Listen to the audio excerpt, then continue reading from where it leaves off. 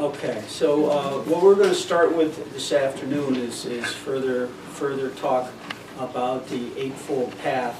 And I'm really not planning on specifically attaching that to any steps till after the break this afternoon, but I'm happy to shift that. And so if anybody has any thoughts or anything that comes up, feel free to raise your hand, and we'll shift into that. I just gave a very quick overview of the Eightfold Path this morning. Right view, right intention, right speech, right action, right livelihood, right effort, right mindfulness, and right concentration. And then we talked about right view in the context of the fourth and fifth step. And so I was going to talk a little bit about right intention or right thinking this afternoon. And going back to talking about my own story with facing up to my alcoholism, my thinking really needed a great deal of changing. What they talk about with right intention as far as the various specific aspects of it, the first is intention of renunciation. Intention of renunciation, having the intention to stop engaging in behaviors that are not worthwhile or worthy, ones that don't work well.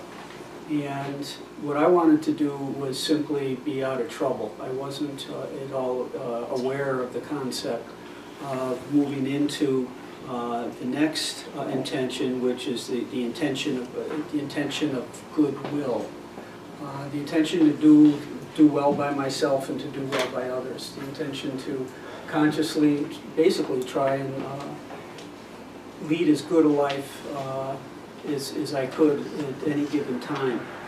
And the final right intention is the intention of harmlessness. Having it be a goal to not cause problems for other people in my life, which is a lot different than the self-centered, wanting to not be in trouble, wanting to catch a buzz, wanting to be rich, wanting to be well respected. So there's three major intentions. The intention of renunciation. Another way that's put is the eradication of craving. Wanting to let go, purposely to let go of wanting the new car, wanting the bigger house, wanting more prestige, wanting more power, having the misconception that I will be happy, as sort of Ron was referring to before lunch. If I have the house, the car, the 5 kids, and all those things, then I will be happy. It's actually letting go of that idea that that's where happiness comes from. Because happiness doesn't come from there. It's an internally generated thing. And as you get further into meditation, that will become clearer and clearer as we start to spend more time in a state of inner peace and equanimity that isn't driven by having just won the contract or hit the lottery. It's coming and waking up every day going, I am glad I'm awake, rather than, I wish I was dead. A huge shift. It's an internal thing. The third item of the Eightfold Path is right speech.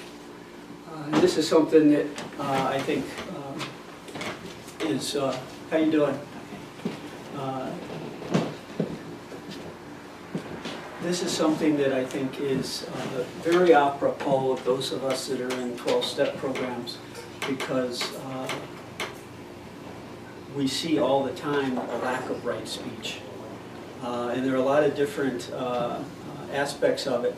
The first one is abstaining from false speech.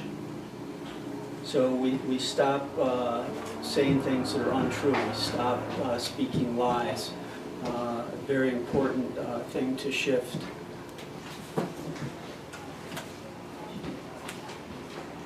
Actions of speech. The Buddha singled out right speech as one aspect of the path to awakening.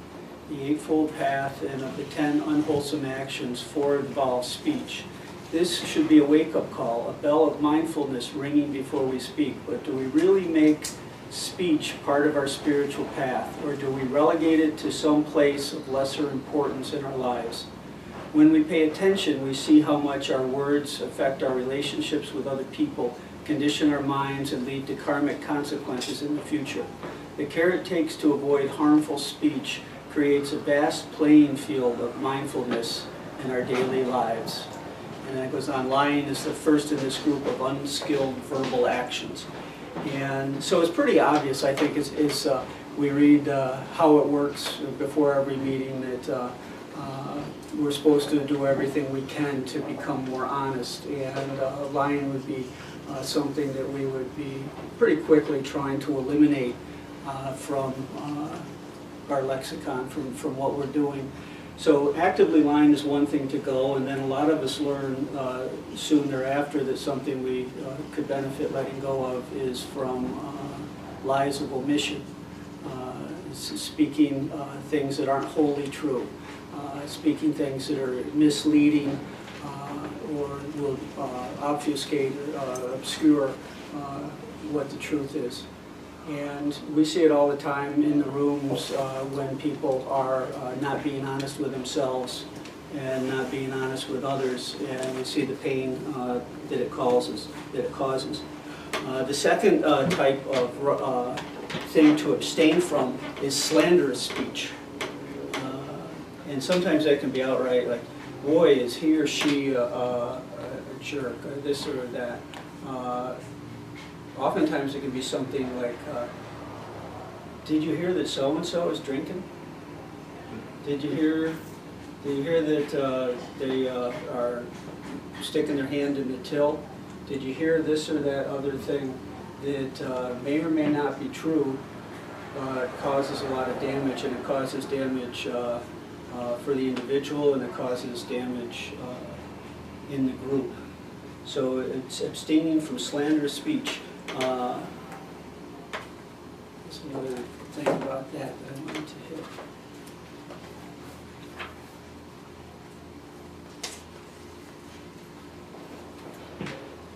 He avoids slanderous speech and abstains from it. What he has heard here, he does not repeat there, so as to cause dissension there. And what he has heard there, he does not repeat here, so as to cause dissension here. Thus he unites those that are divided, and those that are united he encourages. Concord gladdens him. He delights and rejoices in concord, and it is concord that he spreads with his words. Then it goes on to the next speech that is avoided is harsh speech. He avoids harsh language and abstains from it. He speaks such words as are gentle, soothing to the ear, loving, such words as go to the heart and are courteous, friendly, and agreeable to many. So that just makes sense. How many times in meetings we hear, stop with the F-bombs, stop with this and that, and it really improves the tone of what's going on in meetings. And the same is true in our homes. When we're using negative words with our loved ones, it's damaging. A less obvious thing, but something that comes up again in meetings all the time, is stopping idle chatter, they call it. He avoids idle chatter and abstains from it. He speaks at the right time in accordance with facts, speaks what is useful, speaks of the Dhamma, the teachings, and the discipline. His speech is like a treasure, uttered at the right moment, accompanied by reason, moderate and full of sense. And that's an interesting thing, to just basically to sort of cut down on the chit-chat and the small talk. And the Buddhists regard that as a virtuous action, a way to be. I think that's something that usually comes further down the path, although there's a number of us who aren't very comfortable in the world, and we abstain from small talk for reasons other than that. And So it's can be a freeing thing in that regard. The next right action is the next number of the eightfold path is right action. And that will remind you very much of the 5 precepts, because the only one that's missing is abstaining from intoxicants. For right action, again, we're at the moral precepts, or the moral phase of the eightfold path. And we're talking about abstaining from taking life, abstaining from stealing, and abstaining from sexual misconduct. And abstaining from life, as far as the Buddhist teaching goes, is life of humans and of any other sentient beings. And so that's a pretty big undertaking, especially for those of us that like to hunt, eat meat, wear leather shoes. There's a lot of places we can take the concept. Abstaining from stealing, abstaining from taking that which is not offered. They have several categories of stealing. Stealing, robbery, fraud, deceitfulness, and snatching. Snatching, like snatching an old lady's purse. They were very, 2,500 years ago, they were already covering all the bases for us today. So that's pretty obvious things that we want to stop doing, and the fact is that a lot of us, when we were engaged in behaviors that were like this, and that we wouldn't engage in today. And that's an important part of the path. Right livelihood. Not transgressing your ideals of love and compassion. No dealing in arms, the slave trade or prostitution, the meat trade, the sale of alcohol, drugs, or poisons. And finally, no making prophecies or telling fortunes. I'm not exactly sure why that was quite up there in this range, but I suspect there's a good reason for it. So right livelihood is basically refraining from being a hunter or a fisherman, a butcher, keeps from selling arms, drugs, intoxicants, and not engaging in slave trade or selling oneself. And these are the moral underpinnings of what comes next with the meditative and concentration steps. At this point, I was planning on doing a metta meditation. But what I was thinking we might do instead is to give people the opportunity to either sit in here and do a meditation or do a walking meditation. How many people would be interested in a walking meditation? Oh, good. Okay, so there's a lot. And how many people have never done a walking meditation? Okay. So we're going to have a little instruction in how to do walking meditation, and there's a couple different views on that. And so I'll give you both views, and you get to choose what works best for you. When one's doing samadhi meditation, we generally have a tendency to call it sitting meditation, but properly done, it can be done either sitting, lying down, standing, or walking. And the same is true with Vipassana meditation. Sitting, lying down, standing, or walking. And different people prefer one or more of the postures to the others. And walking meditation has a very nice flavor to it, especially in my view, if you can do it outside. The general way that it's taught is that you proceed in a very slow, in a very mindful way, paying attention to your body and its movements the same way when we're sitting in meditation, the same way we'd be concentrating on our breath and the feelings in the body. So when you advance one foot in front of the other, what you want to be doing is being aware of your entire body with a focus on the lifting and returning to the ground of each foot as you lift it and return it to the ground. If you're meditating in many monasteries or retreat centers, you'd often be doing walking retreats inside, either in a room this side or considerably smaller, maybe in hallways. And so you're going to be advancing a certain number of paces and then turning around and coming back. The idea is to be present. The idea is to be right here, right now. And many people can reach a deep state of meditation as they observe the heel of their foot lifting off the ground, followed by the toe lifting up and setting back down, followed by the lifting up of the heel, the toe, and the placing back down. As you're doing a walking meditation, you can adjust the pace to what works for you, and you can observe your judgments of yourself, your criticisms of yourself, your criticisms of the people ahead of you that are going too fast or too slow, the people that are getting in your space, the noises that the person who just started the lawnmower are inflicting upon you. The idea is to deepen your awareness of all things as they enter and leave. The judgments that come and go are big for all of us.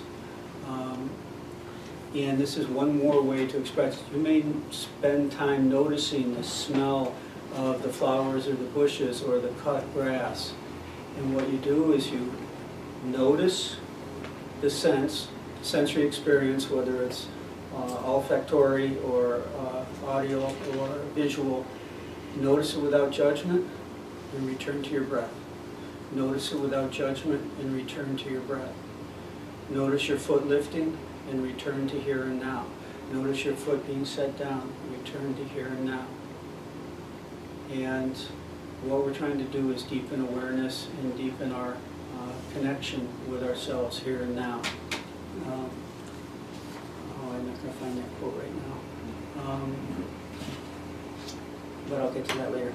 So one of the things, it's a little bit different than what I just said, is when Thich Nhat Hanh does walking meditations, his view is to flow like a river.